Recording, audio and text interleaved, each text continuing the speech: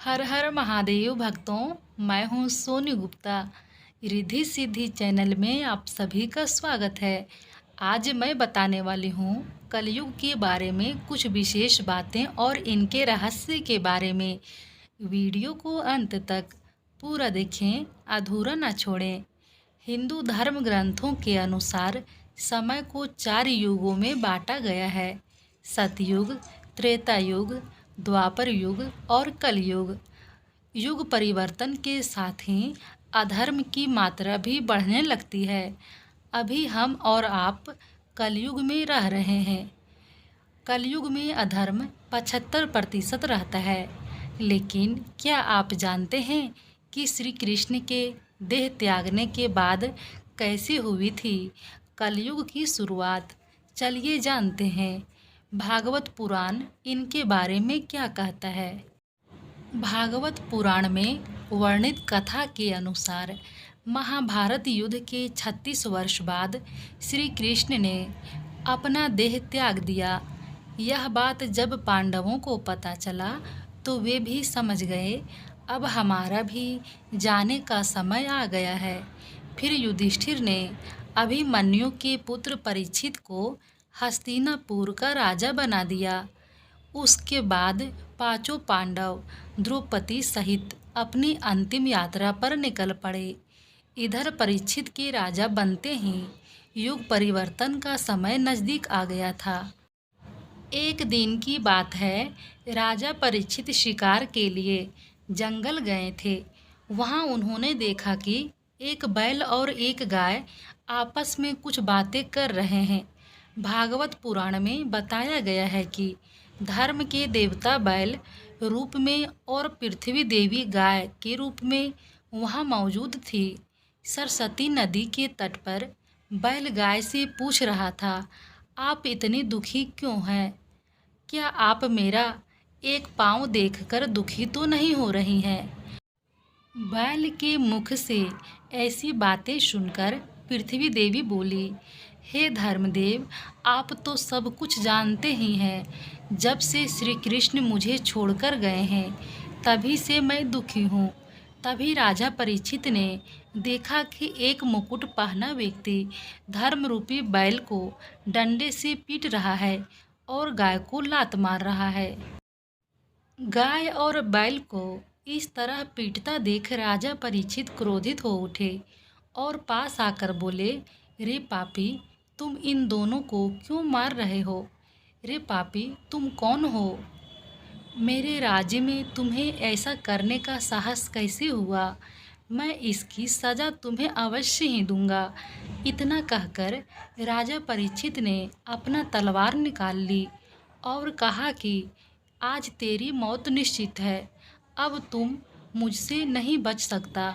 राजा परीक्षित के हाथों में तलवार को देख वह व्यक्ति डर से कांपने लगा। फिर बोला, महाराज, मैं कलयुग हूँ और यहाँ वास करने आया हूँ।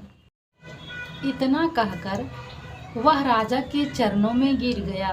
तब राजा परीक्षित ने कहा, तुम अब मेरी शरण में हो, अब मैं तुम्हें मारूंगा नहीं, लेकिन इसी समय मेरे राज्य से निकल जा। कलयुग ने कहा, महाराज, पूरी पृथ्वी पर तो आपका ही राज्य है, मैं कहाँ जाऊँ?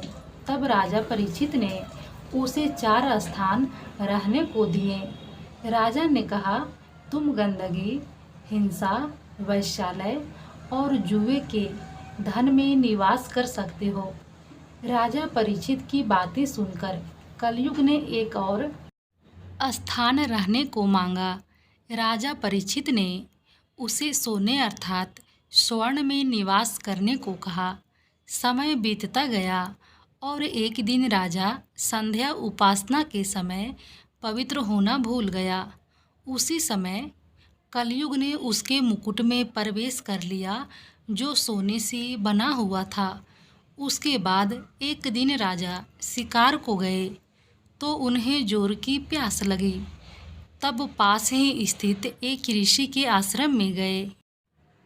ऋषि उस समय तपस्या में लीन थे। राजा ने उनसे जल देने को कहा, लेकिन तपस्या में लीन ऋषि के कारण वह राजा की बातें सुन नहीं सके। बार बार कहने पर भी जब राजा परीक्षित को पानी नहीं मिला तो उन्होंने एक मृत सर्प को ऋषि के गले में डाल दिया और वहां से चले गए। ऐसा कलयुग के प्रभाव के कारण हुआ।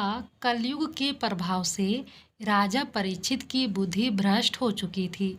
कुछ समय के बाद जब ऋषि श्रृंगी आश्रम लौटे तो ऋषि अपने गले में मृत सर्प को देखकर वह क्रोधित हो गए। उसके बाद उन्होंने श्राप देते हुए कहा, ऐसा अधर्म जिसने भी किया उसकी मृत्यु आज से ठीक 7वें दिन तक्षक नाग के काटने से हो जाएगी। फिर ऐसा ही हुआ। 7वें दिन राजा परीक्षित को तक्षक नाग ने काट लिया और उसकी मृत्यु हो गई। ऐसा माना जाता है कि उसी दिन से कलयुग का आरंभ हो गया। ऐसा माना जाता है कि कलयुग को आए हुए अभी 5000 साल ही हुए हैं। अभी से इस युग में ऐसी घटनाएं घटित हो रही है जो भयानक है।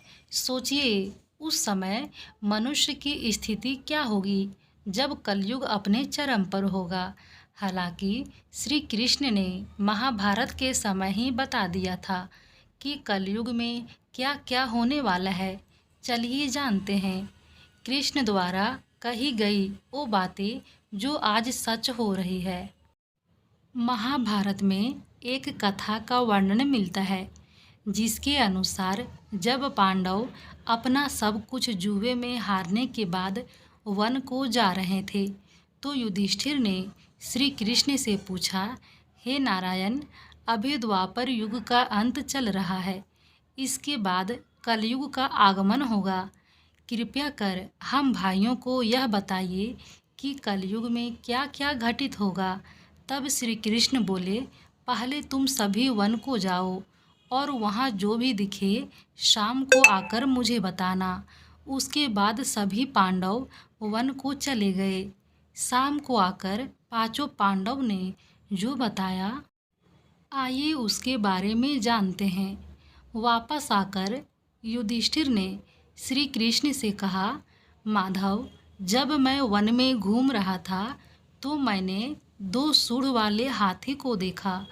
तब श्री कृष्ण बोले, धर्मराज, आपने जो वन में देखा उसका अर्थ यह है कि आने वाले कलयुग में ऐसे लोगों का राज होगा जो बोलेंगे कुछ और करेंगे कुछ और। ऐसे ही लोगों का कलयुग में राज होगा। लोगों का दोनों तरफ से शोषण करेंगे। उसके बाद अर्जुन ने कहा, हे नारायण, एक पंछी के पंखों पर वेद की रचनाएं थी, परंतु वह पंछी मरे हुए जानवर का मांस खा रहा था। अर्जुन की यह बात सुनकर श्री कृष्ण ने बोले, हे अर्जुन, तुमने जो देखा उसका मतलब है कि कलयुग में जो लोग खुद को ज्ञानी बताएंगे वास्तव में उनका आचरण राक्षसी जैसा होगा। वे मन ही मन यही सोचते रहेंगे कि कब कोई मरे और अपनी संपत्ति उनके नाम कर जाए। उसके बाद भीम ने श्री कृष्ण से कहा, मैंने देखा कि एक गाय बछड़े को इतना चाटती है कि बछड़ा लहूलुहान हो जाता है। श्री कृष्ण ने कहा, इसका अर्थ यह हुआ कि कलयुग में माँ की ममता के कारण बच्चे का विकास अवरुद्ध हो जाएगा। किसी और का पुत्र यदि साधु बनेगा तो माताएं उसके दर्शन करेगी, परंतु स्वयं का पुत्र यदि संन्यास लेना चाहेगा तो रोएगी। उसके बाद सहदेव ने कहा कि मैंने वन में देखा कि 7 भरे हुए कुओं के बीच एक कुआं एकदम खाली था। श्री कृष्ण मुस्कुराते हुए बोले, सहदेव, तुमने जो देखा उसका अर्थ यह है कि कलयुग में अगर कोई भूखा मरता रहेगा तो उसका कोई मदद नहीं करेगा। अमीर लोग अपने बच्चों की शादी में खूब खर्च करेंगे, लेकिन पास में कोई भूखा मर जाए तो उसका मदद नहीं करेंगे। फिर नकुल ने कहा, माधव, मैंने देखा कि एक बड़ी सी चट्टान बड़े बड़े वृक्षों और चट्टानों से टकराने के बाद भी नहीं रुकी, परंतु एक छोटे से पौधे से टकराते ही रुक गई। श्री कृष्ण ने कहा, इसका अर्थ यह हुआ कि कलयुग में मन इतना नीचे गिर जाएगा कि वह 70 रूपी वृक्ष से भी नहीं भरेगा, परंतु हरि नाम के जप से मनुष्य का पतन रुक जाएगा। अगर आप श्री कृष्ण की इन चेतावनी और भविष्यवाणियों का अर्थ निकालते हैं तो 5 प्रमुख बातें सामने आती है। पहला, कलयुग में धर्म की गिरती हुई स्थिति होगी। लोग धर्म के नाम पर अपने आप को बेवकूफ़ बनाएंगे और अनैतिकता में व्यस्त रहेंगे। दूसरा, कलयुग में लोग ज्ञान की गिरती हुई स्थिति में होंगे। वे ज्ञान की चर्चा तो करेंगे, लेकिन उनके आचरण राजसी होंगे। तीसरा, कलयुग में अनैतिकता और असत्य की प्रवृत्ति बढ़ेगी। लोग अपने लाभ के लिए अनैतिक काम करेंगे और दूसरों को धोखा देंगे। चौथा, कलयुग में ध्यान और जप नाम की महत्वपूर्णता होगी, लेकिन व्यक्ति को अपने मन को नियंत्रित करने के लिए ध्यान करना होगा। पाँचवा, कलयुग में अकाल, भूखमरी, अमानवता, हिंसा, लालच इत्यादि अपने चरम पर होगा। द्वापर युग में श्री कृष्ण ने कलयुग के बारे में कई भविष्यवाणियाँ की हैं।